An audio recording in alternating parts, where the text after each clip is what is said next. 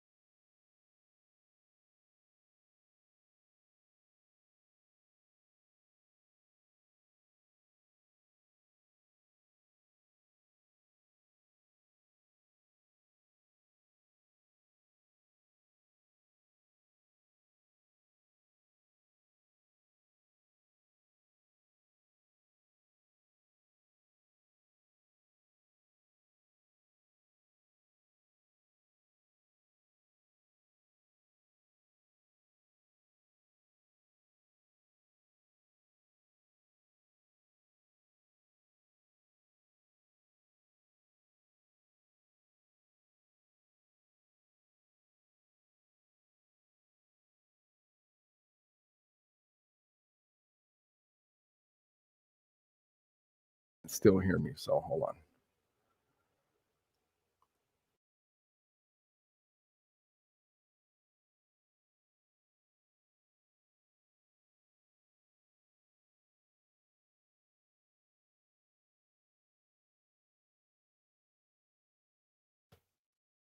That should fucking work now. I swear to God, if it doesn't, I am going to kill my computer. Now it works. Now it fucking works. So I'm getting text messages, I'm getting DMs, I'm getting comments. Thank you for your concern. Actually, thank you for tuning in. Shit. But now I had to start the whole thing over. I'm kidding. But yes, thank you. Thank you very much. I appreciate it. And this is kind of one of the things that I wanted to spotlight. And I was kind of spotlighting while I was actually on mute. So let me go back and actually talk about what is it that I was referring to. And this is interesting. It says, really, let me see. No, I'm here. Let me see. Let me make sure, Matt, because no, I'm on, dude. I'm on. Yeah, you should be able to hear me now. You should be able to hear me. Everything's dialed in. I know, I thought it was a mine too. I was just like, but again, this is the type of shit that happens. It's gonna happen, and you guys have seen it happen in Zoom meetings. You guys have said, "I love you, Matt, with all my heart, man. Thank you." And I appreciate the roasting. And if you guys ever want to see me get completely torched, I'll paste the link to my Reddit roasting, and you guys are gonna shit your pants. It was so hilarious. And most people will ask me, how dare I do such a thing? Because most people can't handle the roasting, but I've been part of a roasting group for a long time, and you grow thick skin because of it. And here I am, man. I love the way it just pans out, and I am who I am because of it. What did Chris say? The way Jesse Persiato dances. Oh Lord, the lasso. Yeah. Anyway, what I was saying is, let me go back because it was very important stuff, very important and key things you need to learn. This type of shit happens a lot now. And I'm reflecting because it's been a really, really interesting year because of coronavirus. So what do you do? First rule is you don't panic. You don't panic. You figure out what is it that's working and what's not working. In this case, I was easily ready to troubleshoot because I know exactly my equipment. So, and nonetheless, I mean, a lot of people, especially when it comes to seminars, webinars, what do you want to call it? It happens right then and there. And a lot of people have grown very empathetic towards it because, especially if it's your first podcast, your first meeting, whatever you want to say, it's hard. It's not easy. And guess what? It's even harder to teach it. It's very difficult to teach it. But I'll make what I was talking about when I was on mute the whole fucking time short. It's been an interesting year. A lot of us are ready to move on. Things have happened horridly and horribly throughout the entire year. New ground needs to be paved for us to actually move forward, build, because right now chips are down. You know, there's only one way, and that's up. That's basically what I'm trying to say. And the clip that I actually tried to play, I attempted to play at the beginning of the podcast it's this whole cancel culture thing that I'm just not understanding too. So it's really, really interesting to see this pan out because I don't get it. I really don't. I do and I don't because I guess I'm not from that generation where cancel culture was kind of like a thing. I know protests were a thing, but not so much cancel culture. I don't even know if I'm even reiterating correctly what's being circulated on social media and online. And because I fancy a lot of things, but this isn't one of them, because the minute they try to, or attempted to try to cancel Eminem, that's when it got my attention. I'm like, wait, why are they trying to cancel Eminem over a song he wrote like 10, 11 years ago? The lyrical content, I'm like, okay, if that's the case, then let's go back to when, people were trying to cancel Doom. They were trying to cancel Harry Potter. They were trying to cancel Magic, The Gathering, the cards. They were trying, I think it was Pokemon. In the 90s, I remember there was parents that thought the little troll dolls, that was the devil. And I'm like, that is the most ridiculous shit I have ever fucking heard. And I guess the cancel culture traits were there early. I just never really acknowledged them or recognized them. But nonetheless, I don't get it. Someone explained it to me, a Gen Z person, and it was referring to the term Latinx, how it's kind of a thing now, whatever. But my stance is this: I have nothing against the word Latinx. I have nothing against the sociology behind it. Is it a race? No, absolutely not. On my birth certificate, I don't even think I have a race on it. My son, I don't even think he has a race on it either. So if you're beginning to treat it like it's some type of biological newsflash, then no, I completely disagree with you. I get the sociology part behind it. I do. I really do. I just don't think that people are taking it for what it is. And it's to be inclusive with who I call the alphabet people, as Dave Chappelle also refers them to, which is the LGBTQI plus community. And that's totally fine. I'm born and raised in LA. Have at it, man. Just don't be a dick. Don't be an asshole. Don't be a murderer. Don't be a pedophile. Don't be a CUNT, see you next, whatever the fuck it is. I would say cunt all the time, because there's cunts all over the place, and it's not just gender specific. It's not. And I didn't even know that word was a very casual word in Australia and New Zealand, for example. So that was pretty crazy. My brother Preston, Latino or Hispanic are the only races associated with our cultural background and heritage. Correct. Latinx isn't a thing. Now, here's the other thing too. This was fairly new to me. And of course, I have family members part of the community. And it sparks a very, very interesting debate, because I'll admit when I'm very naive to something, because I'm not part of that community. So please educate me. Please let me know what it is.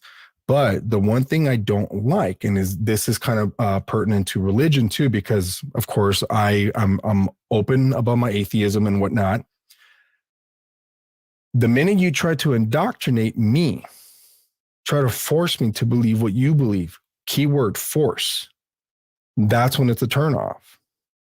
And guess what? Every type of philosophy, every type of, I guess, cult, I'm not calling everything a cult, but as you can clearly see, the MAGA people for a long time, to this day, they worship a politician like he's some kind of deity. I don't like it. It's a turnoff. And I'm being honest with you, because I don't hate. It takes a lot for me to hate someone. It takes a lot for me to hate a group of people. The only people I can really say, okay, and it's like, fuck, man, is the Ku Klux Klan, the KKK, because I've dealt with those people before. I've had really horrible experiences with them. Everything from backyard gigs to Ozfest, every fucking Ozfest I've been to in San Bernardino, and it never turned out well. So yes, Damn you. I love you, motherfucker. I love you. But anyway, I mean, aside from the difficulties that we encountered earlier at the beginning of the podcast, I wonder if Roger actually got it together here. Nothing? No, dude, I don't know what the fuck is wrong with this shit. Are you serious? I'm positive, man. I play music, I play audio from like, YouTube or something else, and it works. It's Wow. StreamYard. Something's up with StreamYard, and for some reason on my phone, it's using the microphone from the phone, not the ones on my earbuds. So I don't know what. Yeah, it might be, but you can hear me right now, right? Yeah, I can hear you fine. Yeah, but check this out. You miss. I'm sure you noticed at the beginning, but my microphone just unrouted itself. I don't know, dude. It was very very interesting. I'm like, what the fuck? So I was on mute for like a good 4 minutes, dude. Who knows, man? Maybe it's a kukui or something. Maybe. I mean, I'm thinking it's just there's a lot going on. Hold on, a person has something else to say here. He says, all people who take a social stance, included the alphabet people, which is the LGBTQI plus people, right wing, Black Lives Matter, they're forcing cultural appropriation or taking a stance in favor of their own beliefs. Absolutely. So, fucking Wade, I muted you remotely. What a dick. And Preston brings up a good point there, because we, without even realizing, Roger, we have some form of supremacy in everything. Did you know that? Right. Yeah. And someone said, someone identifies the word with supremacy, immediately goes to white supremacy, but the definition of supremacy is the state or condition of being superior to all others in authority, power, or status. And this can mean anything, particularly, for example, in the esports industry, there's a ton of supremacy, because for a while, who was the top dog and you wanted to believe and do everything that this guy was doing? That was Ninja for a while with Fortnite. And there's a bunch of streamers. that's just out there. one of the most recent ones. But for a while too was the guy from West Covina who was the Madden champ for a long time. And now what he does is you pay him money to show you the way as to how he wins in Madden. So that way you can join tournaments and join. And possibly win, maybe not get as far as he does, but now what does that sound like? What does that sound? That's a form of supremacy, because he is superior to all Madden players, with not only authority but power and status, because he's won all. He's a fucking national, I think a worldwide Madden champ or some shit like that. But there you go. Easy. I mean, I can come up with other examples, but that's the freshest one. But that's just one thing, one game, one thing, So I mean, I wouldn't say that he's supreme at everything or at all that. Just because he's good at Madden doesn't mean he's good at something else. Right. So, I mean, he wants to use that. Person says, believe what you want to believe without this cancel culture affecting your decision making. Absolutely. And all groups believe their ideology is supreme to others. And that's it's probably in our genes, man. It's in our DNA. And it's funny. You and I think we were talking about this a while back. It kind of reminds me of the stories my mom used to tell me about my great grandmother. She would talk about how growing up in the pueblo, from where they're from, was like a little bit different because they had money, they had land, and obviously they felt more entitled. She would tell me all these stories on how my great grandmother used to treat the people there, like she would look down upon them, Yeah. because of the fact that they had, you know, um, money and all that stuff. But one of the things was, my great grandmother was white. From what she would tell me, she was like, yeah, she was. My mom would tell me that, yeah, my grandmother, or your great grandmother, she wasn't, like you or me. She was actually like, she had the lighter skin, the blue eyes, a little bit of a lighter hair, and she thought she was better than everyone, just because of that. Just That is because. so I'm like, crazy. really? That's like I'm like, what do they really? call it? It's like what do they call it? It's a form of colorism. I guess you can call it It that. Like, it's weird because, like, she would say, she was born there, she was from there, yeah, and yet she treats everybody else like she's better than them. I'm like that, and that's why, like, my mom would tell me that she never got along with her grandmother. Because one, wow, like, her grandmother scared her because of, like, the way she was, and two, it's because of the way she treated yeah, everyone else.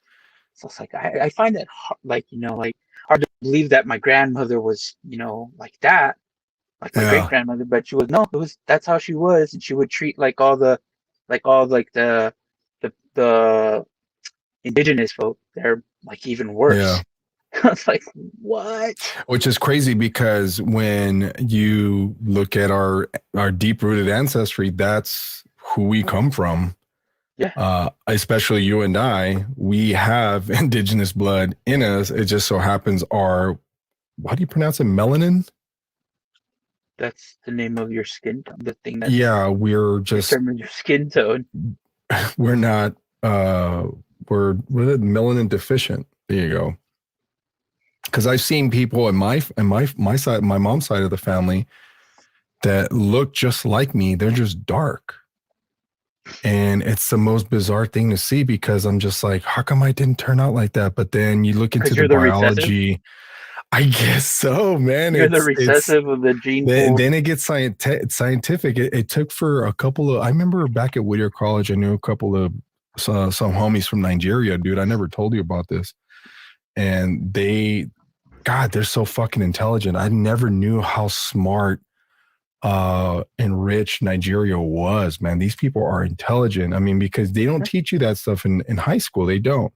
They teach you that Africa is poor, which is quite the contrary, dude. Mm-hmm. And they're the ones that told me about. One of my classmates was from Nigeria. Yeah. What's up, Anthony? Yeah. So, well, anyway, I was just going off on a little bit of a tangent. Not even a rant, but just kind of saying, like, dude, it's been okay. Today's March 9th, right? Yep. And you will turn 40 years young tomorrow. Shut up. And because I turned 40 years young, a month ago. Yeah. But I saw this meme online where before we even hit 40 or about to be 40, all of our generation, I think 80, 81, give or take. Well, I would say 81, right? Everyone that was born in 81 is turning 40 this year. Yeah.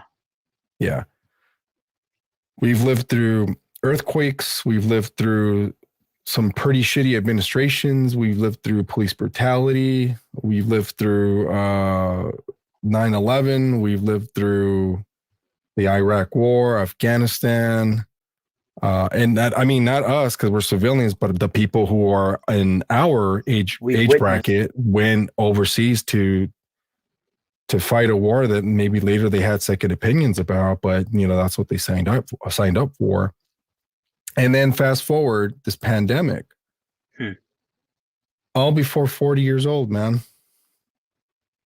Can you imagine that shit? Like, what kind of stories are we gonna have with the youth later when we hit our our 50th or 60th? And who knows, man, in 10 fucking years, Roger, I don't know where we're gonna be, man. We're gonna go to the past because they're gonna invent time travel in this decade. So we're gonna be cool. Matt Munoz said, "You old fuck." LA riots. Oh my goodness. Oh my god. Don't even remind me, bro. And okay, so reflective of last year, you and I believe last year, what were we doing did we celebrate your birthday last year? We did, right? No. I went out with my mom. We went to dinner with her friends. They took us to this place in Norwalk And called instead, because I remember you could not attend David's birthday party because your mom took you out. yeah, because you But I could have decided sworn we did something that weekend, and at the same time, I'm reminiscing because we were still sketch about having the party. Remember? yeah, because Because cases were everything was all like, are we gonna have a lockdown? Is this gonna happen? yeah And then 3 days later, they announced it. They're like, yeah, yeah that Monday. It's like, yeah, this is a lockdown for everybody. You guys stay home. Blah blah blah blah. So yeah, yeah that man, it's been a fucking year because I remember today, a year ago today, I took my last Lyft passenger before peak hour even ended because Jen is like, just get home. I think you should stop driving. I'm like, are you sure? She's like, yeah. Like her intuition was just like, this isn't going to get any better. So I stopped and I missed it for a while. Don't get me wrong. Because it was such a fun gig, but at the I same get it. time, I get it. I get it because yeah. I'm doing something similar. It gets you out of the house for a little while. I love you, Matt. Good night. Sweet dreams. Think about me when you're dreaming and touch yourself. Ew. Ew. You're like, oh, look, Preston said happy belated 40th. Actually, his birthday is tomorrow. No, I think you meant you because yours was last. Oh, yeah. He told me like 3 times already. And then we had him on the podcast. I love him. So mine will be in another, what time is it? It's about another 3 hours, 2 hours. Yeah. So I mean, let's be reflective here. A year ago, you were physically attending school for your bachelor's, correct? No, not yet. We started doing the online in December. In December of 20. Yeah. But you guys already had a precursor in school because you had a doctor on staff. We had the hospital next door. No, we had the hospital next door, and they were getting COVID cases like crazy. And they're like, our school, like the building that's there, also had like another clinic. It had Quest Diagnostics. It had a bank in there, and then they're talking to building management, and they said, because we practically share the same parking lot with the hospital. Yeah, they're like, the hospital sent out a notice and said, look, we don't want you to risk that you guys and your employees or whoever runs or works this building get this thing. It's best that you guys stay home. So everybody got that message already. Yeah, and then they're like, our school, the president, she's like, we're gonna do online because they at first they had like an online course a long time ago. So they go, we're gonna go back to that, and then we can implement everything. The curriculum stays the same. It's just all done online. And they were like, if you want to do that, it's cool. So yeah, they started it December of that year, 2019, right? I remember you saying something about that. It was December of 2019 because they were getting all these, they were following it since October of that year because of the whole thing that was happening in Wuhan. And really, finally, like they're like, oh yeah, it how I think it hit LA in late November, but we didn't do anything about it. Or I remember hearing about cases as early as October. Yeah, like Halloween around there. But Whittier was getting them. Like they're like, that hospital there was getting them. Like we're getting a bunch of them, and that was in December, and they're like, yeah, stay home. So transition from the December Presbyterian to January. One? No. It's a hospital right there on Colima. And, yes. I think I remember you telling me about this. Yeah, it's just hard to believe that it's going to be almost 2 years ago. Well, it is going to be a year since the lockdown. Yeah. Since we officially as a nation said, yeah, we have to do this. When then came the first round of stimulus checks in April. right? Yeah. And then Memorial Day weekend happened. And that's when, actually, no, I think spring break happened first. Spring break. It was spring break. And people were still going out, like, you know, and I don't blame them, dude, because nobody really knew what the fuck was going on. And some people were taking it seriously, some were not. And I remember the mask thing wasn't really a thing, remember?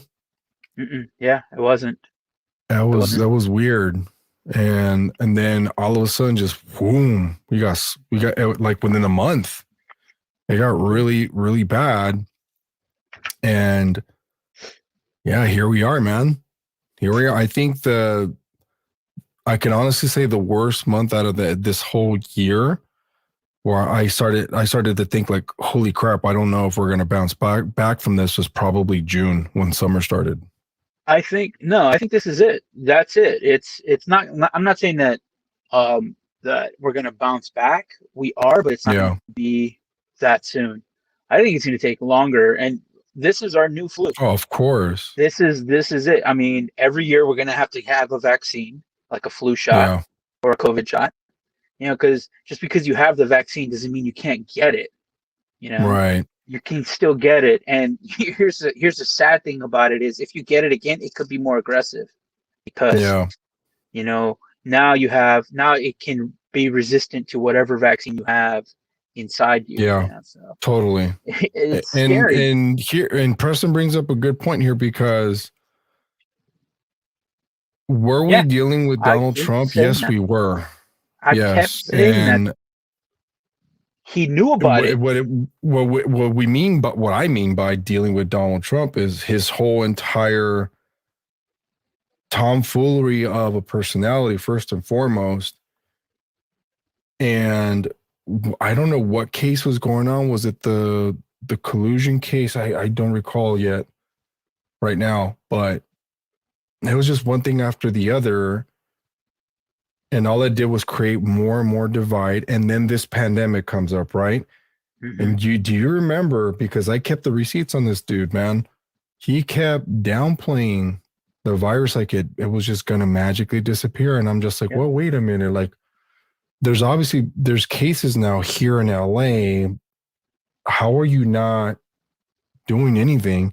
And then once I started seeing New York City get hit, that's when I'm like, oh, fuck, here we go. Because they're more dense. There's recordings of this guy talking over the phone about how dangerous it is. That was back in November of 2019. The guy knew. His administration knew about it, you know, but they didn't do anything about it that year. If they would have taken action by December or late November and do the whole, you know, hey, we got to do this and that to protect each other, I think the death toll would have been a whole lot less than what it was when June came around of 2020.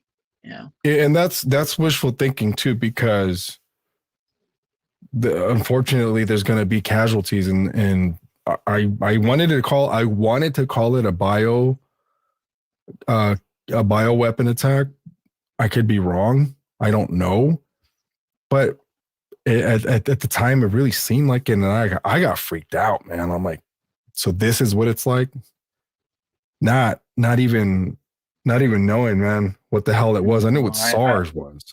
I knew. I had a small idea how terrible and how apocalyptic a pandemic, a deadly pandemic can be. Especially, I mean, we're really lucky that this thing wasn't as deadly as it could have been. It could have been even worse. It could have been where, to a point where our infrastructure would have collapsed. And once that happened, that's where the question will come in is, do you own a gun? If not, does your neighbor own a gun? And that's when you're gonna freak out, you know? So, and Anthony brings up a pretty interesting comment here. And what Anthony means by his plan, meaning Donald Trump, his plan was to just let everybody get it, to build up the antibodies, which equals herd immunity. But everyone knows that herd immunity is not necessarily achieved by doing so. You have to create a vaccine for such thing. And yes, and Preston brings up another question too. If are either of us taking the vaccine, why or why not? Now, here's my take on it. I will probably get it next Monday. And reason for that is because I work with high-risk people at my job, and I'm not talking about the students. They're not the ones that are high risk. I'm talking about the older people that I've seen have pre-existing conditions right in front of me, and I don't want to be that person to contribute to that. Not to say that I'm not, because you just never know, but I'd be lying to you if I ever said that I got someone sick, that I never got someone sick. Sorry, because all of us have, one way or the other, with either a common cold, a dry cough, or even the flu. But this was me a long time ago working in a retail environment.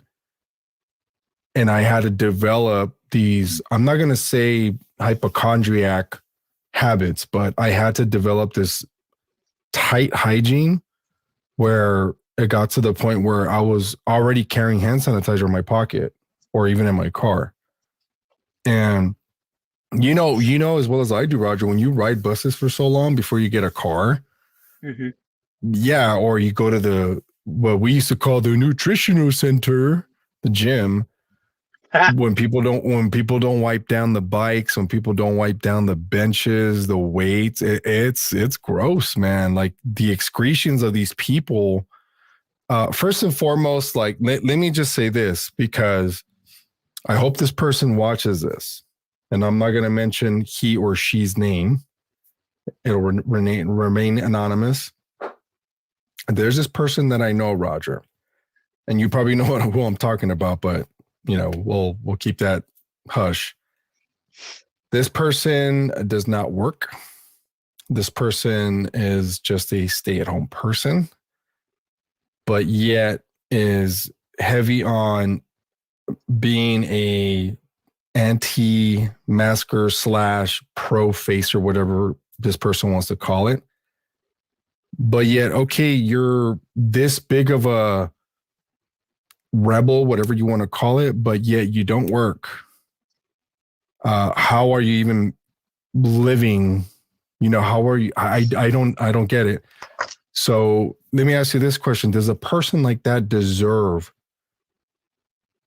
to, I guess, push this kind of flying spaghetti monster belief on people when it comes to, oh, this is just a grandiose plan to take your guns and take your freedoms, when they're basically suffering from Stockholm syndrome, if you ask me.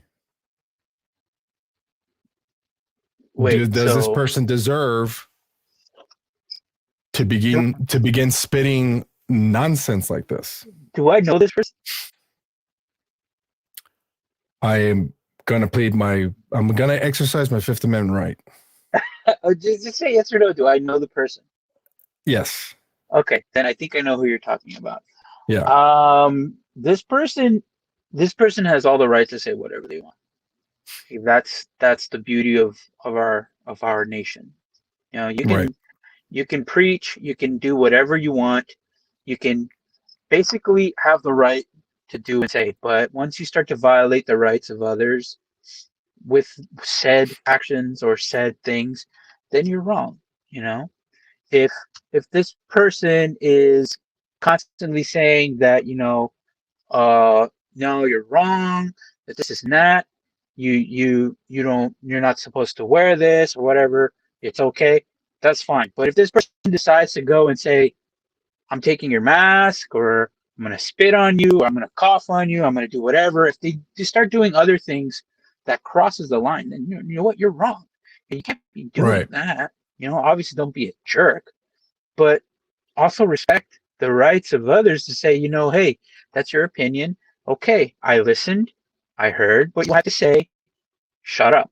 Let me go on with my day. Let me go on with my life. For example, the things that are happening in Houston, the city of Houston, right? Right. There's, of course, Texas has lifted whatever restrictions and mandates, and everybody knows why, because the governor is looking like shit because of what happened with the winter storm. And what better way to win more brownie points is to alleviate, just say, okay, everyone's free to go for it. He's a piece of shit, dude. That's what he is. But the smart people are going, nah, I don't think so. So while all these sheep, all these idiots, like this person that I'm referring to, that person also referring to people like us, like you and I, as sheep, they're taking the bait. They're taking the cheese, man. They're rats sniffing out the cheese, and they go to these places that are fully open, and they're basically licking assholes and fucking eating ass, bro. That's what they're doing now that's lifted, because they're being told what to do. Mm-hmm. Smart ones, though. For example, this restaurant, and I have this restaurant's back. I don't remember this Mexican restaurant, for example. Yeah, I heard. They said, no, we still require you as a privately owned business to wear your mask when you enter our facility. Guess what these jackasses started doing? But they were doing the same thing that they did before the whole mandate, before the whole, everything was like, yeah, you got to wear a mask. They're making it. But look at the double standard now, Roger. Point out the double standard now. Who's the sheep now? Just because you're a grandiose leader, shitty one at that, told you it's okay, all right, everything's open, you go and do it anyway. But the smart people are like, you dirty ass, get the fuck away from me. Wear your mask if you're going to come inside. If not, go somewhere else. And then you got idiots saying, well, I'm glad that they're doing that, because the more and more these people do it, then those mask abiding people's business will just go down, and, they'll learn the lesson. And I'm just like, what? I'm like, you can't learn no lesson if you did, homie. What the fuck? Like, it's so fucking crazy, bro. I can imagine. You can imagine, like, look, Texas numbers is spiked within 3 days of that lift of the Texas mandate. So let the world take off the mask and let Darwinism so law the shit out. Look, I'm cool with wearing the mask, dude. I have no problem. If you're telling me, okay, you got to stand in line here, just wear your mask and you'll get what you want. Cool. Awesome. Life goes on. But no, Roger, these are fucking children, bro. They're like fucking children that refuse to fucking wear a diaper. They rather just shit themselves. It's the most ridiculous shit, dude. I don't get it. And a lot of people are like, well, why are you even wasting time projecting energy towards it? Because there's a lot of them, dude. There's so many of them. And I want to spread awareness to say, hey, man, if you ever encounter one of these people, you let them have it. You have every right to self-defense, of course, but verbally, you need to let them have it, like they're doing the same to people who just want to live normally, dude. They think that that's not normal living. How do you know you don't fucking work? You don't pay taxes. You can't hold a job. I mean, those types of people, they have mental issues they need to take care of too. I would just think I would think of it this way. Those employees are wearing a mask, right? Right. But think of what they do. What is that place? It's a restaurant. They're food handlers. There's a lot of rules for serve you food. I think wearing a mask is great, because now I don't have to worry about them droplets of them talking getting onto my food. They wear gloves. They wear hairnets. They're hygienic in there. What's wrong with them wearing masks? Let them do it. It's better for you for them to wear a mask, And if they want you to go in there with a mask, just put it on, pick up your order, and go outside and eat it. Who cares? Yep. Same reason that you wear a condom. Same reason that you don't. Same reason you wear gloves when you're going to handle dry ice. Come on. You're not just going to handle it barehanded. No, these people are stupid. They will handle it barehanded. And quite frankly, I don't even think they wipe correctly when they take a shit, to be honest with you, man. It's disgusting. And it's troublesome, dude. But at the same time, you and I know that people like this, they're plagued. And then you get other people like, well, that's what you get for trusting government. I'm like, who's returning your taxes at the end? It's bad enough we pay them. Yeah, we don't trust it because of that reason. But who the fuck is direct depositing that $1,400 stimulus check that's coming this month? It ain't your ass that didn't even get to complete a fucking trade school that requires a 7-month program. You dropped out on the 6th month. You didn't even complete it. So why the fuck am I going to listen to you? And Roger, are you going to listen to the super senior from Pioneer High School? No. It's like, bitch, you got a fucking F in biology, an F in math, and an F in social studies.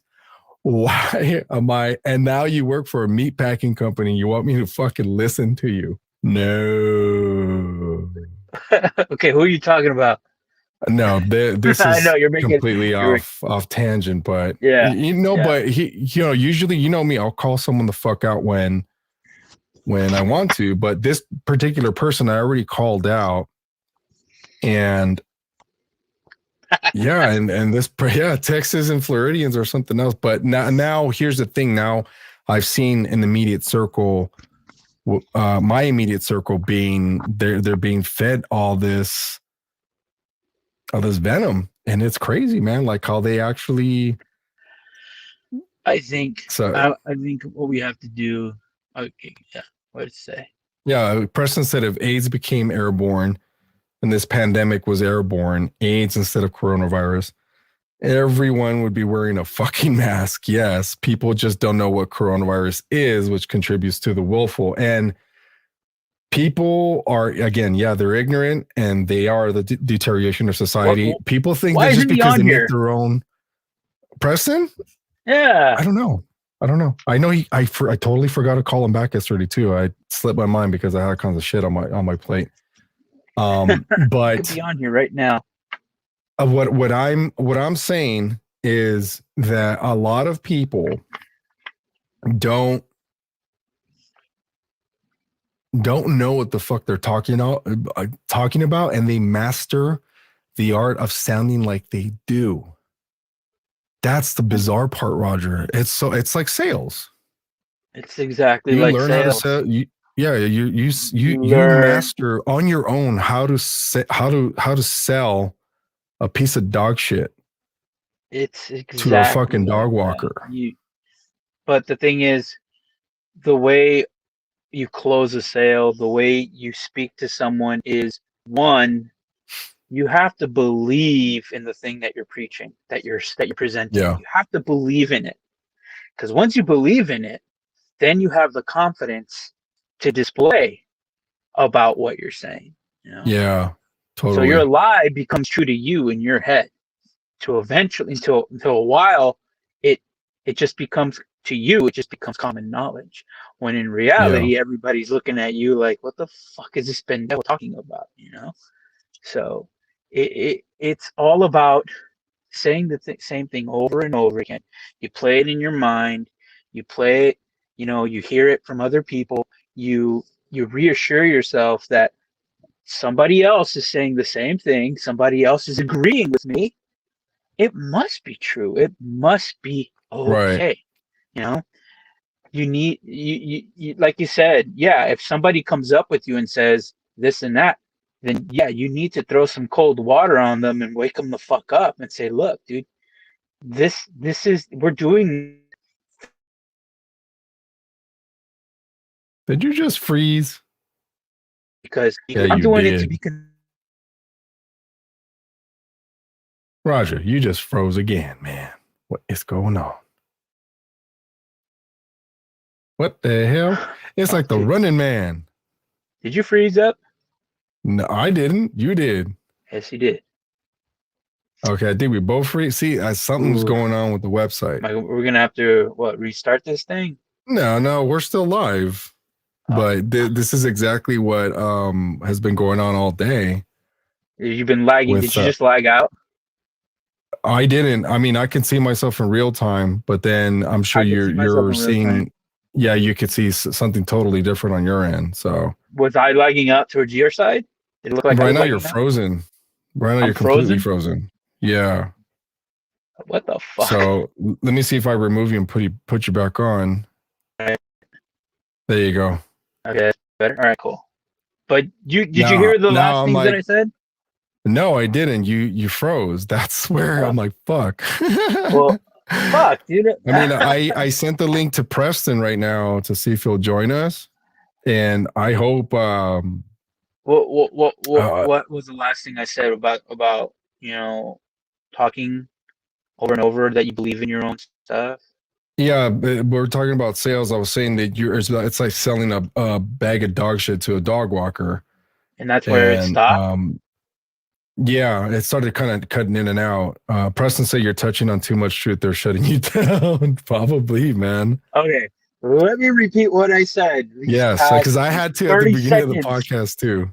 Fucking, I went on like I took off A and tangent. all right. No, I took off. I said something really good, and then all of a sudden it's like nobody heard it.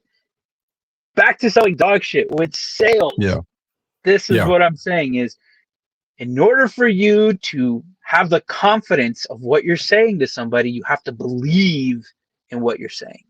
You have to correct. believe that your product, your your thingamabob is the best thing ever. So once you Yep. believe that, then you have the full on confident and you don't stutter, you don't second guess yourself, you don't hesitate in your words coming out. So it Right. makes you sound like you know what you're talking about.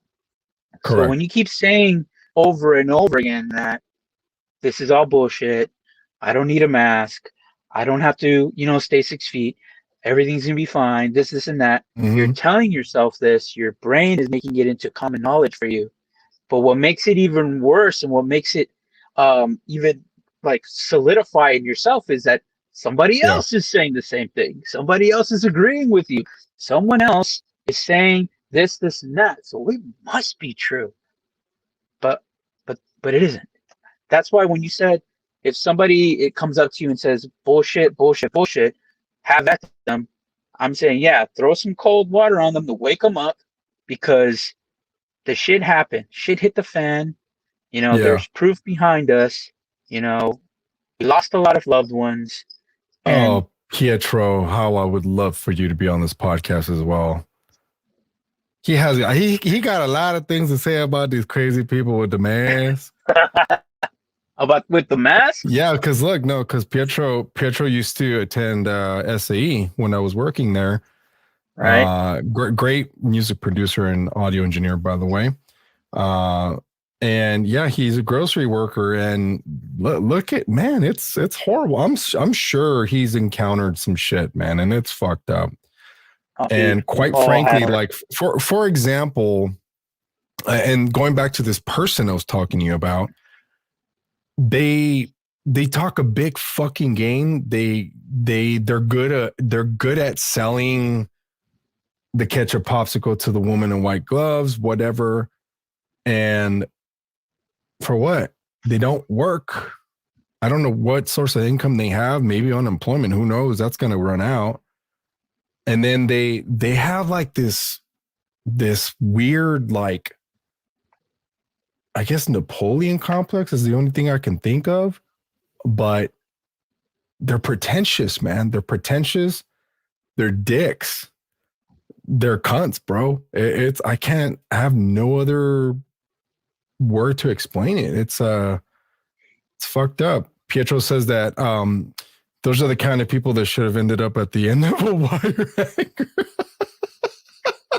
Oh, Oh man, I get that one. Rick Niebla, what's up, Rick? It it becomes becomes true through true ignorance. through ignorance. Absolutely, and it's this person has never really changed their tune, and it actually reminds me of what was that one really, really deep conspiracy that actually had someone go and do something physically and almost hurt people. Oh, the Pizzagate conspiracy. Mm-hmm. It's like saying it's very relevant because Pizzagate deals with child trafficking, right? Which is it's no fucking secret, Roger. You know this. This has been a thing for a long time. Mm-hmm. Now, but the way they presented it is some kind of like, again, like I said, grandiose plan with secret emails and servers, and it's at this place called, what was it, Comet Pizza, and they communicate. So this dude went, some crazy ass fucking, I don't even know who the fuck he was, some dude. He dressed in full, I don't know if he dressed in full armor, but he went with an assault rifle and shot through the fucking pizzeria, dude, to save the children. That is bizarre, bro. Bizarre. Like, how the fuck then? And I think it's quite the same shit. It's the same shit with this coronavirus thing, dude. I mean, granted, we've come along this way, but look at all the shit, man. I think that those people still haven't learned, how I don't know. It just makes me think about how when we're kids, and our mom says, "Don't touch that, it's hot," Yeah. but we still touch it anyway, and we burn ourselves. I think those people, even after burning themselves, still didn't learn. It's like, look at everything that we've witnessed, look at everything that we've gone through. It's only been a year since the lockdown, but it's been more longer than that. But we went through a shit ton of crap, man. So much stress, but we took a few steps back, but we took some leaps forward too. I mean, totally. Look at how many things have developed throughout that year, especially online communications. Totally. A lot of things improved. A lot of people are still working from home and are probably gonna just request to do that because who wouldn't want to work from the comfort of their own home? Yeah. But and a lot of us want to split that commodity. Yeah. Because cool. I can go to the site 3 days out of the 5, and the other 2 I get to stay home. Awesome. Or quite the contrary, whatever. But just imagine how much stress that's going to alleviate. Oh, definitely. Because it's gonna make working a whole lot better. Well, but look at it as a double-edged sword. Now, if you're sick, you can't really have a sick day now because you could still work from home. Exactly. So that's kind of and that brings me to these questions that I just pulled up that you and I are going to answer, respectively. And the first question I brought up, which I'm like, okay, this is a good question to answer, is what are 5 things that you are excited about right now? I'll let you go first. Me? Why don't you go first? You're the host. Okay. So one of them. I know you want to treat your guests right, but no. But one of the things that I'm excited about was just that what you just touched base on, where we're gonna have that. Not just, I'm not gonna say luxury because it's not a luxury. We're gonna have that choice, that option, that benefit of doing a blended work model. I'm excited about that because you can plan out your week a little bit better. Like, okay, Monday, Tuesday, Wednesday, and Thursday, I have to be on site. Cool. But on Friday, I get to stay home. Awesome. Yeah. I think that's pretty badass. And that's one of the things I'm really looking forward to because that's just going to change the dynamic. And you know what I believe in, Roger? I think that's going to increase productivity. It will. I agree with you. It will, because look at what's been happening for the past 5, 7 years. I don't know, maybe this whole past decade, where like jobs in Europe, like companies in Europe, are doing the whole 4-day a week, 4-day work week, or a 6-hour work shift. Yeah. And Productivity then increases there because your workers are more relaxed. There's less stress, totally. and you get everything done. You're focused more. And the whole thing with now you can't have a sick day or whatever, or because now they know you can work from home.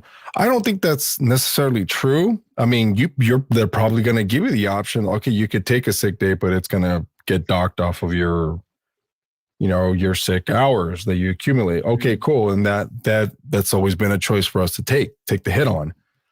And but at the same time, I mean, that's not first and foremost. I mean, getting sick in general is just it's never good. And if you feel you can't even perform well because your dog's sick at home, you need to rest up and say, hey, look, I think that's where the transparency is going to come into play.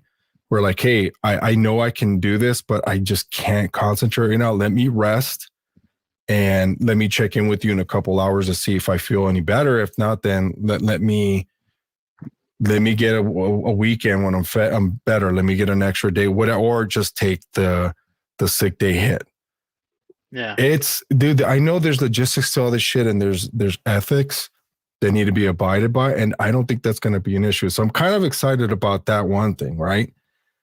And the second thing that I'm excited about is, of course, the opening of major theme parks, of course, sports stadiums, all these venues. And I'm excited about here's the thing that everyone doesn't get excited about is I'm excited about the new protocols that are going to be put in place, which is great.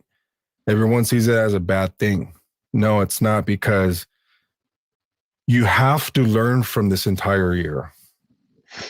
You have to learn, what if, man, I pray to whatever entity, deity, whatever you want to call it in my mind.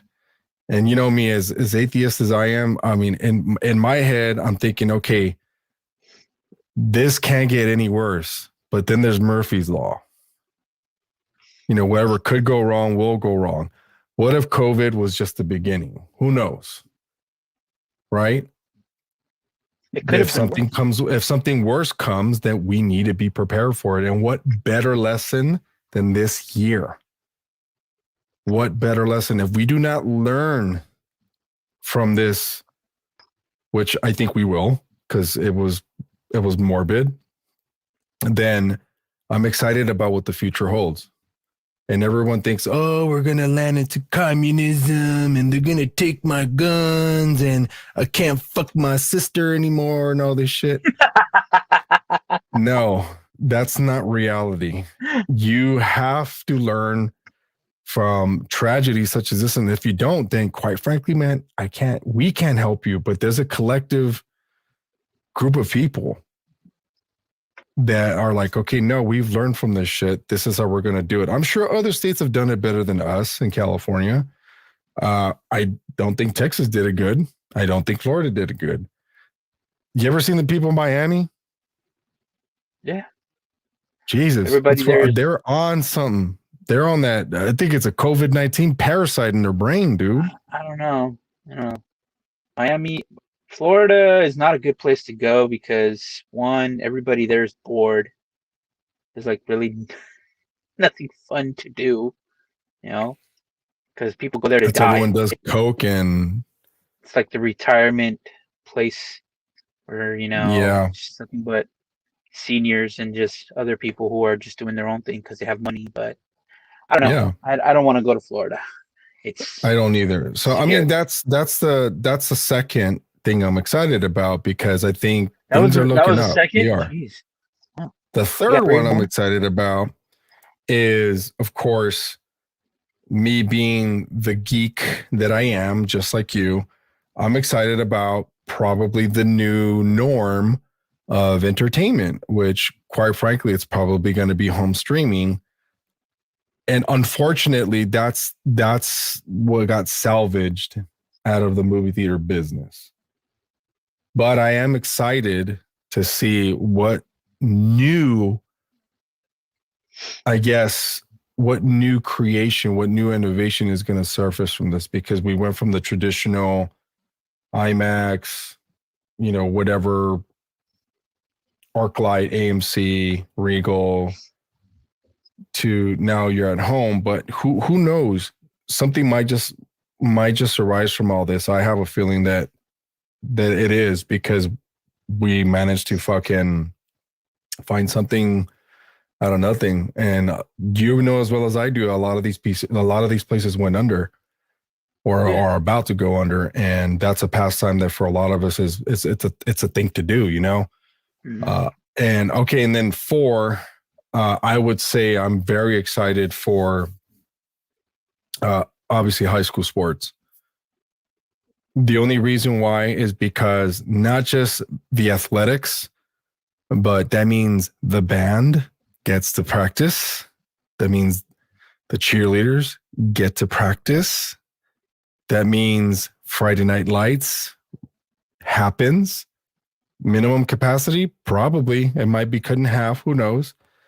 But baby steps. Everyone thinks it's like everyone's just gonna, oh, okay, cool. I tore my ACL and I'm out of rehab now. I can go back to fucking snowboarding. No, that's not gonna work that way. Right now, I believe we're rehabbing right now. That's how I feel about it. And I'm excited about that. But at the same time, I'm a little concerned because there's always that idiot that after an ACL repair surgery, they're gonna jump into a snowboard and fuck up the other leg. So that I'm not excited about. So and number 5, I am excited to go eat some pizza and some beer with my friends, talk some shit.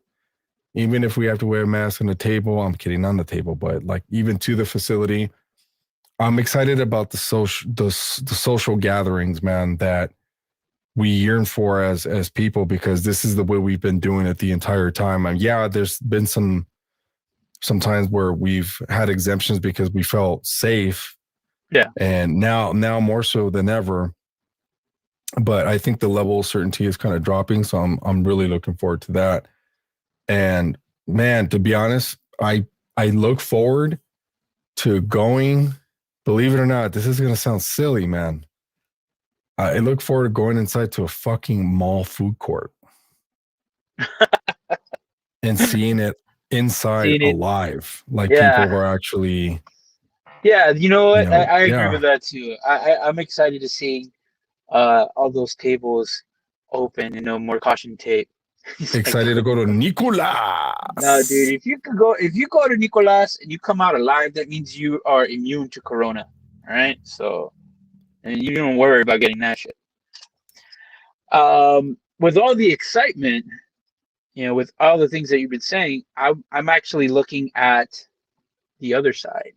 I mean, sure, things are gonna open up. I'm excited about that. That we're gonna slowly, gradually go back to the way things were, but it's not going to be that normal anymore. It's not going to be how it was. It's like when your car, you get in an accident and you take it to the body shop and you fix it up. It's like new, but it's not the way it was before. It never will be. It's never going to be the way it was before. So with things opening up, cool, great. Yeah. But I can see things happening that are going to make life a little bit stressful or a little bit more difficult. I can see businesses like theme parks, let's say stadiums, like you said, stadiums. Yes, let's open up. Let's bring people in. But hey, sir, before you come to our establishment, can you please show us that you've gotten vaccinated? That's going to happen. Watch. Just wait.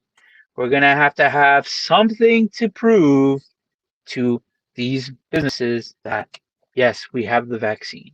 Yes, we're okay. Now yes, let me ask you this question. How much falsification of that is going to go around? A lot.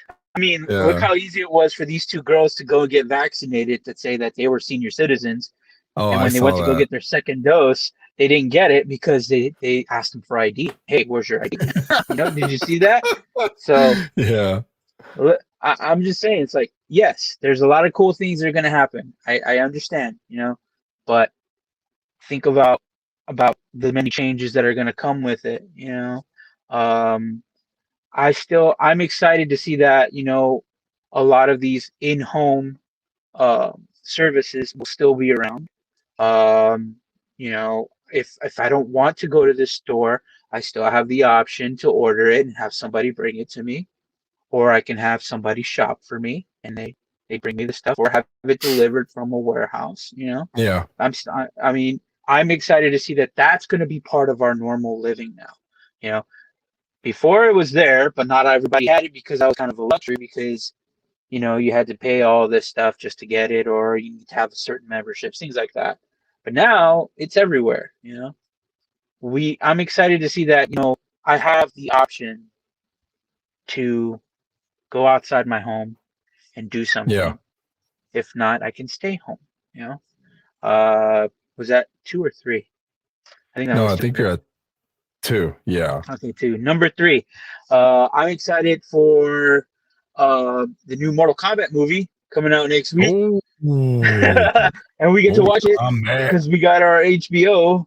Yeah. HBO. And speaking of that, did you see that post I sent you about people watching the new Justice League? Yeah, that was fucking weird. funny. We'll talk about that afterwards. Let's see, what else am I excited about? I'm excited about new updates coming for my games, so I get to stay home some more if I want to. Okay. That's going to be cool. Okay. That's just me. I don't know about everybody else. I'm sure a lot of people get back into gaming because of the stay-at-home stuff. Oh yeah, a lot of things went, up when it came to, video gaming. But again, with this other stuff, there's a lot of things that's going to happen. I would always say, look at the bright side. Godzilla versus Kong. I gotta watch the first one. You're gonna have to let me borrow it, or I'm gonna have to rent that shit so I can watch that one, and then we can watch the rest. Yeah. Another thing, okay, I guess what I'm excited about is schools opening up again soon. Definitely. Hopefully that happens, And again, we're gonna because one thing from what I saw today is that they're gonna start letting kids get the vaccine now, so that way they can go to school. Yeah. And of course, parents are gonna have to present some kind of, confirmation saying that yes, they're vaccinated. Just like how it was with us when we were kids, we had to present that we got our small, what was it?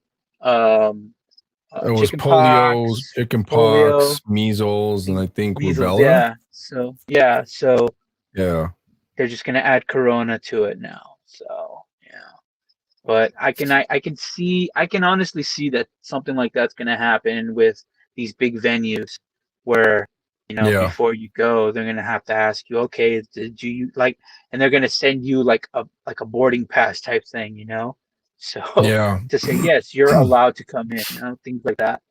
So just be prepared. That's all I'm saying. Just be prepared for something like that. Nice. Okay. So, well, there's a few here. Let me go back because Preston asked a pretty interesting one. So, how do you think COVID is going to affect the pick of the litter for future drafts in pro sports, since an entire 1 to 3 years of students weren't able to compete? Now, that's interesting because this affects every single sport, including the major ones, of course, like basketball, football, baseball. My opinion, not so much, because they have, just like a musician, for example, they have this talent that they can break a hand, right, and rehabilitate it on their own and still have that natural ability to do what they do. Now, psychologically, though, it does affect them. I've seen it affect them, and it will carry with them to the more the higher levels of competition, simply because it's a whole year of learning new bad habits, and those are the ones that you have to untrain yourself to undo, which is going to be very difficult, and it's not going to take a year to undo those. It'll take maybe like 2 years. What bad habits? I don't know.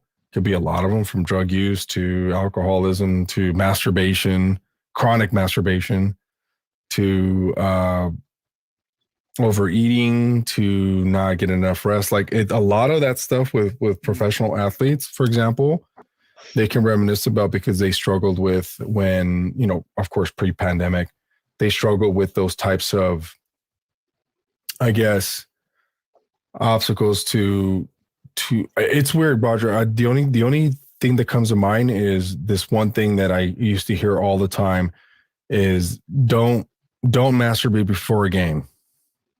I remember they used to tell us that all the fucking time. Does that work? And no, it doesn't. It does not. It has nothing to do with your performance. Your performance has to do with your psyche. And if you don't jack off before a game and you're going to believe you're going to do well, then that's your psyche. It's not your physicality. Yeah. A lot of it is mind over matter.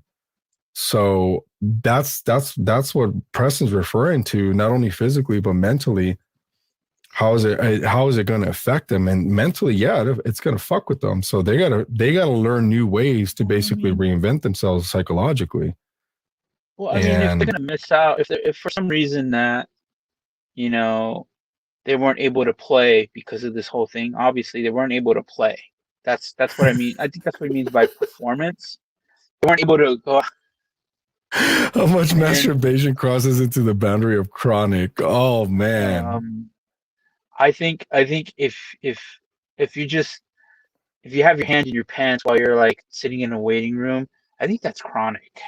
I've read and heard stories, and if it gets to the point of bruising, then it's bad. That's chronic. Like are physically affecting. Chafing. Once it's chafing, I think it's too much. And there's some kind of pain or whatever. It's like yeah. So they don't want your hands sticky. Wow. No sex before games. Women weaken legs. Wow. Well, good question with the masturbation thing. And you know what? It's quite the opposite for women, from what I read. Fucking bodis, puñetero. They used to encourage women at the collegiate level, for example, to have sex. Of course, practice safe sex, whatever, because it increases their level of, I don't know if it's what hormone. I can't say which one. But for women, it's actually good. It's been proven scientifically, of course, to have multiple orgasms. Yeah, because I don't know if, obviously the DNA structure is different, the biology is different, bone density, hormone levels, all that stuff. It helps them perform. That's why I noticed that countless number of times when you give women steroids, testosterone, they turn into fucking monsters, man. They, not all of them look the same physically, but performance wise, they do wondrous like things, like from hitting a high jump record to throwing a discus like fucking 3,000 yards. I don't know. And fucking like boning intensity, no bone density. Intensity, no bone density. I think it's because women are just hornier than men. Well, but they know how to hide it. They know how to hide it. Yeah. Of course. I mean, they don't suffer from erectile dysfunction like us men do sometimes. It's called whiskey dick. Preston said, talk to the alphabet people about the subject. Because, sexual relief helps you relieve a lot of stress. So women are more sexually frustrated than men. Bodhi says, seeing big names in death metal world, having to watch porn right before their set. True story. I believe it. I believe it. And I got another question before. Let's see. We're an hour and 20. Let's do a couple more. Let's see what we got here. Okay, so I'm trying to pick one here. All right, we'll do a simple. We'll do a simple one, and then we'll get to the longer one. So, feel free to go first if you want. But what's your theme song and why? Theme song. What's your theme song? What I wake up to? What will play when I walk into a room? What is Roger's theme song and why? My theme song? Shit. Dude, what is your theme song that I love and why? There's a lot of good music out there and a lot of good songs that I love that I would pick, but I can't just pick one out of the blue. Te amo by Sparks. Te amo, te amo, te amo. Oh, wow. What's your theme song and why?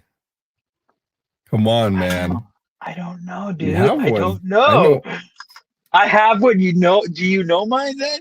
No, you know your theme song whenever either you work somewhere, walk somewhere, walking into an exciting place. Like, could it be a song that I've just been playing all the time, or it's just I something that's supposed to, say that it's me? What's your theme song something and that why? says it is me? See, I don't have a theme song, dude. My theme song is just hey. That's it, dude. Like, I listen to a lot. That's my theme song there. Oh my God. Benny Preston Nazi. says Satisfaction by Benny Bynett. Push me. Now touch me till I can get my satisfaction. Oh, fuck, dude. I don't know. I don't know what to pick. See, Rick Nebula knows. Okay. And I know because we used to sing this together after watching Monday Night Raw on the black cable box.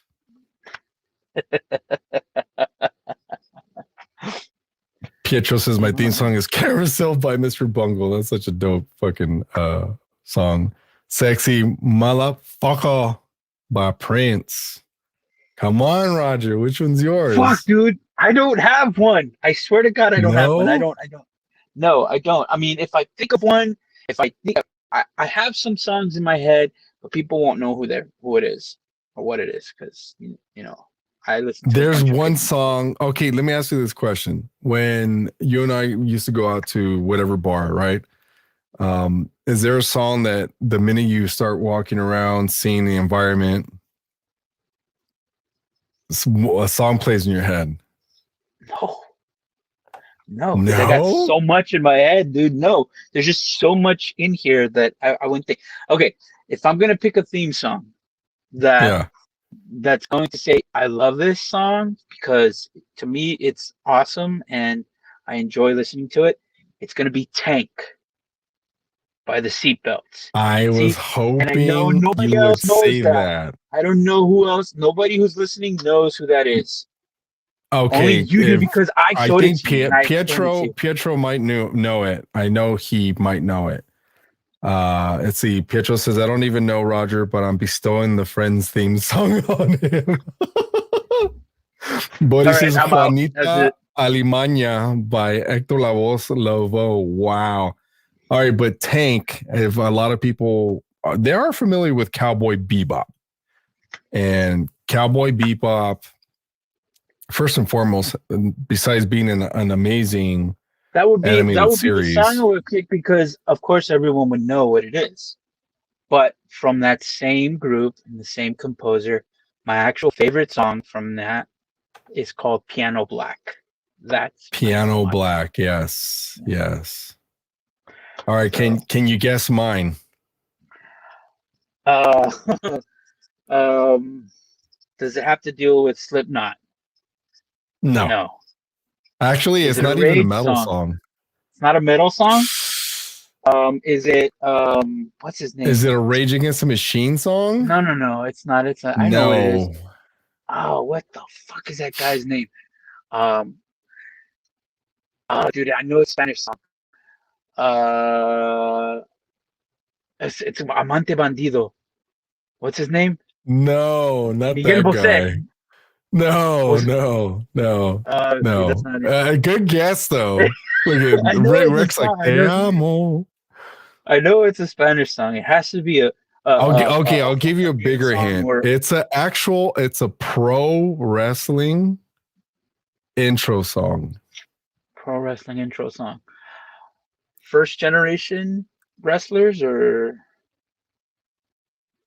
no? I would say think 90s. Think 90s. Bret Hart. See, look, Pietro knows Outlaw Star is way better than Cowboy Bebop. So you know. That's because Oh my it was god, La Negra Tomasa. Outlaw Star came Think afterwards, and it was done by the same people who did Cowboy think Bebop. WWF, not WWE. That's what I'm thinking. WWF, Ultimate Warrior. Very close. Can't be Hulk Hogan, is it? It's Real American by Rick Derringer, bro. That's the Your fucking theme song all the fucking time. So that's what you wake up to every morning. You can just see the shower finger to that pointing, song. dude. You loofah yourself to that song. It's either that one or the Bret Hart Heart Foundation original theme song. You see, if you were to pick Stone wrestling Cold theme song. Wrestling. Cool. Wrestling. So, all right, so that's that question. Piano Black. Let's see. That's mine. Mine is Real American by is it Eric Derringer? Eric Derringer. That's Rick Derringer. I forgot what his name is, but he also did the theme song for Demolition, the tag team. Okay. So that he wrote some pretty badass songs, dude. Okay, let's end with this one. So because this is gonna go on to some really interesting shit, dude. I never thought of this before because if you and I had the opportunity to do so, like who would we choose? This is really thought-provoking at the same time. So given the choice of anyone in the world, whom would you want as a dinner guest at your pad, dude? In your kitchen. Do they have to be alive? Like, could it be? That's what it didn't specify. So let's say living. Let's say living, and living. Then we'll. So I guess anyone in the world must be someone living. Then I would have to pick somebody as a dinner guest. Yes. Whom would you want as a dinner guest? Fucking Beatrice and Hannibal Lecter. See, that's the, can it be a fictional character too? I mean, could it be a fictional character? No, it has to be a real person. A real Anthony says Shakira. Oh, you're having Shakira over for dinner. Are you sure you're not having her for dinner? Oh. Wow. Don't leave us gorditos without free dinner.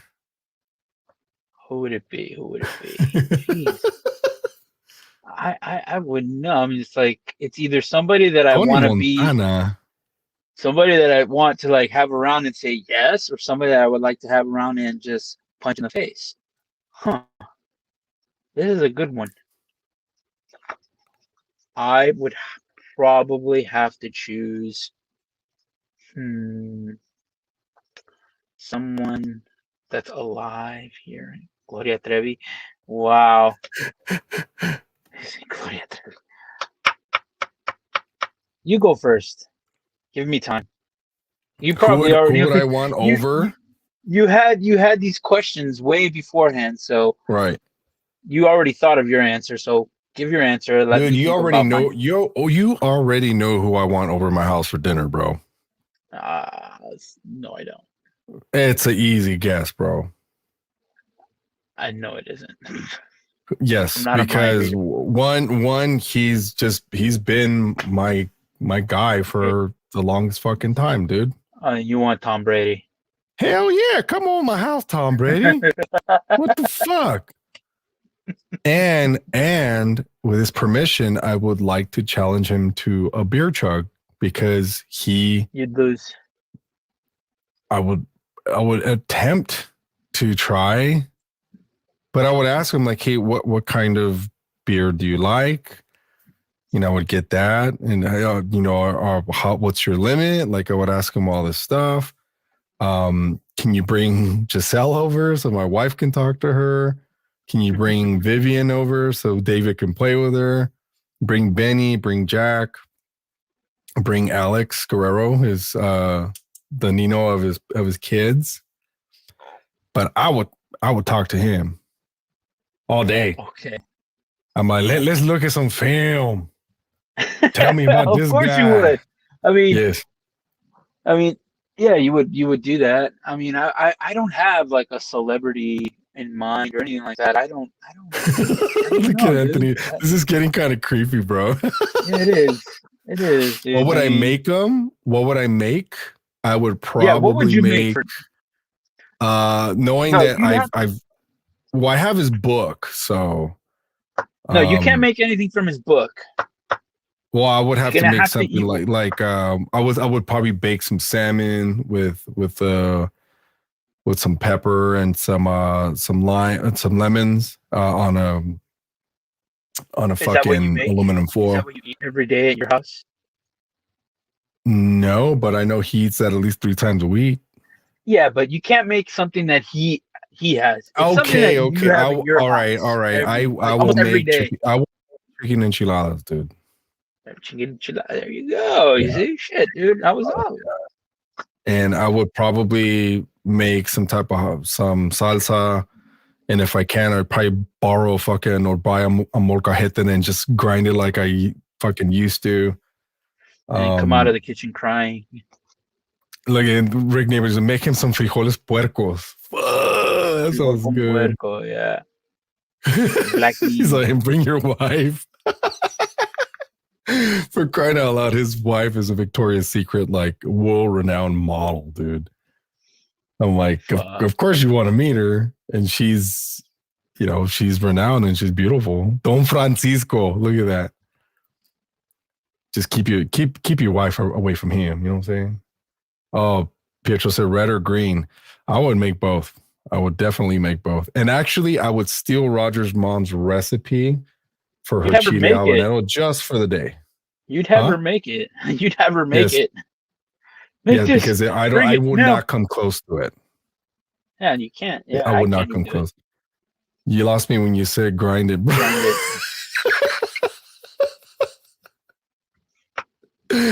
So come on. Let's end with this one. Okay, that's what I would do with him. And I could talk football with fucking Tom Brady till of course you can. I turn fucking blue. And I would ask him about his upbringings and whatnot, and what I can do to become, a good mentor or whatever. Whatever. I don't know. I would have to pick, if it's going to be something that I enjoy, I would pick either, if I can have both of them here, but I would either pick Justin Wong or Daigo Umehara to come over. Oh, Justin Wong. Explain to everyone who Justin Wong and Daigo Umehara is.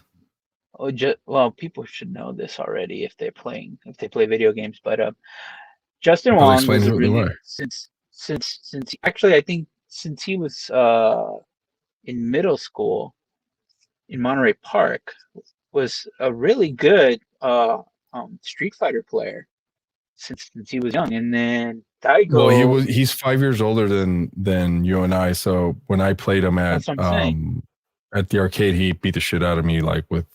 I spent like $2 trying to beat him. Yeah, didn't he always play up at what was that one place? Was it Round 1 in Monterey Park? Yeah, he would always play there. Yeah. Yeah, so these guys are champions of Evo since like 2004 when they first met up. And you guys look it up. I think it's Evo Moment 32 or 37, where Daigo Umehara comes up with like a super clutch win against Justin Wong. but that's what made Daigo Oh, famous. that's where Daigo Mahara beat him, huh? You have to watch the video to see what it's like. I mean, it's Okay. there. You can watch it everywhere. Because Daigo is I think he's a year younger than us or the same age, but that was that was awesome to see that. And oh yes, Bolo Yung, man, he lives in MPK, dude. I would love to eat some great fucking Asian food with him and Jean-Claude Van Damme. It's either that or we say, just hey, don't look, have cocaine. we got some kick-ass Mexican food you guys are gonna enjoy, man. Shit. It's funny because a lot of you know this as well as I do. A lot of us you know, Latinos and Mexicanos, we hung out with Asians like half of our lives. Oh yeah, and the one thing I learned about not just Koreans or Chinese or Vietnamese, but Japanese. Those motherfuckers love Mexican food, man. Oh yeah. Yeah. I'm like, what, more than probably. I mean, I'm not gonna scorecard this at all, but probably in my personal experience, like from the homie David, the homie Jason, all these guys, because they exposed me to Japanese food, not just sushi, of course. I'm talking about real Japanese food, like ramen, as they would say. It's not ramen. We say ramen. It's a ramen, but I didn't even know that's how you pronounce it correctly. I discovered sashimi and was it udon, the actual noodles that you actually noodle. It's a bigger noodle. Yeah, I didn't know you fucking hand make those shits. I was like, what the fuck? It's like baking bread almost. Like, what the fuck? So yeah, it's crazy. And yeah, look, you know, Rick brings up a good point. They do. They love cholo, anything, lowriders style. The Chicano style that we grew up with and witnessed as kids, you know, and saw like our own friends and family. They love it over there. It's great. Yeah, and Bodhi's brings up a good point. They've drank me under the table back in our early like Ikari sushi days, man. Like where I would when you would go home, sometimes I would stay there, and these guys are watching. That's how I discovered Pride FC. And these guys are just downing bottles of sake like it's water. And I'm like, are you guys going to eat? They're like, no, we already ate. And I'm just like, so you guys are just going to drink? They're like, yeah, more. And that's what I learned how to say cheers in Japanese. It's kanpai. Yeah. Yeah, right? Yeah. And I was like, holy shit, dude, that's fucking crazy. Preston brings up a good point. Favorite Japanese dish? Ooh, man, that's fucking tough, dude. Mine is tonkatsu pork with the prawn tempura. Love that. Yeah. I'm torn between either probably tonkatsu ramen, I guess you could say it. With what's the other one? I don't know what they call the volcanic spice level, but they put that in the broth. And then I don't know how perfect they make those soft boiled eggs, dude, but they're just creamy as fuck, man. Now where from? It's pretty easy. Well, where do I like my ramen from? If I want it quick, it was right there at Ajisen where I used to be on Valley. Or if I want premium, like homemade deliciousness, I have to go to Tatsu in Melrose, where I used to work, which I have not taken you there. You would just cream your fucking all I'm shit. saying is, if they open an Ichiran in Los Angeles, we are going. Yes, and I have not had ever. Niebla said Todai buffet. Fuck, I'll never leave that place, dude. You ever been to Todai? No. It's ridiculous, bro. It's actually too much food, bro, if you ask me. But yeah, what if I could live? I mean, I've seen how sumo lives, bro, but I can't do that. That's like it's an honor to be eating that much all fucking day. But you do know that they do more exercise and they do Yeah. more work than a normal athlete. That's what they're so admired. They're so admired in Nippon. It's like that's why, fuck, man, it was, God, it was such a treat to see all those different documentaries used to show me and send me links. Yeah. And they just got me curious about, all that cultural, mystery too, dude. Like, it's Daikokuya is so good, man. Fuck, yeah, you haven't been there. I gotta take you there, dude. It's so fucking awesome. We gotta go. We have to go once everything opens up again. We can go back and enjoy those things. Just to see. But yeah, I'm just saying, it's like, when you have somebody like that, if you have someone, introduce them to your style. That's why I was saying, if Tom Brady eats what he eats all the time, you're not gonna feed him what he eats. Of course. I guess that's a natural reaction to me wanting to accommodate to him as a person and as Tom Brady, but it's like us. We don't go to TJ for McDonald's. Come on. Yeah. I mean, I would probably whip him up like, I don't know. I'd ask my mom to make her famous fucking pozole that has very little, that has very little fat in it, dude. She drains it out. So when you put it in a Tupperware and you put it in the fridge, it doesn't have that goo. It's not like gelatin. I would have my mom make her cochinita pibil. Cochinita pibil. Yeah. Look at Rexel, y'all making me fucking hungry. Yep. Oh my, I'm getting hungry. You need to shut the fuck up now, man. Shit. Yeah, I eat Japanese buffet like Kobayashi and Goku mixed together. Yeah. Oh man. That's gonna be our next podcast. It's gonna be a food review. Pietro, people being afraid of fat. We healthy, all right? We healthy. We're a healthy fat. I'm a healthy fat.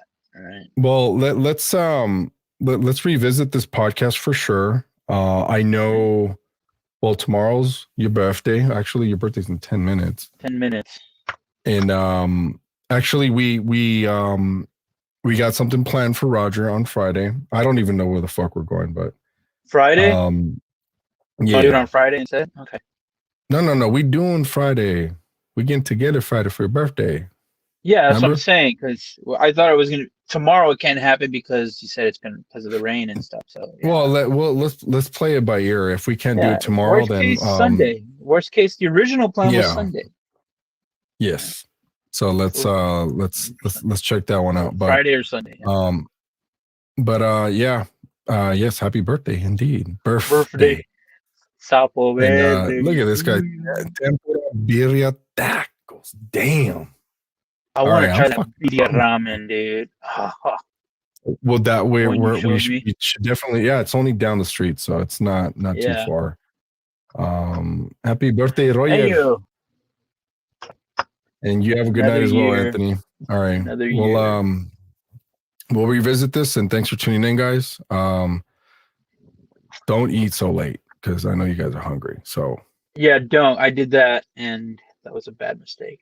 Pietro is just giving us bad ideas. So, wow, that sounds delicious, man. Oh my God, look at it. I'm still waiting for my burrito de asada, pura carne y dos tacos. Y que Dios te lo pague porque no tengo dinero. That's what he said. Happy birthday, Rodrigo. All right, guys. We out. Thank you. Peace. All right. Have a good night.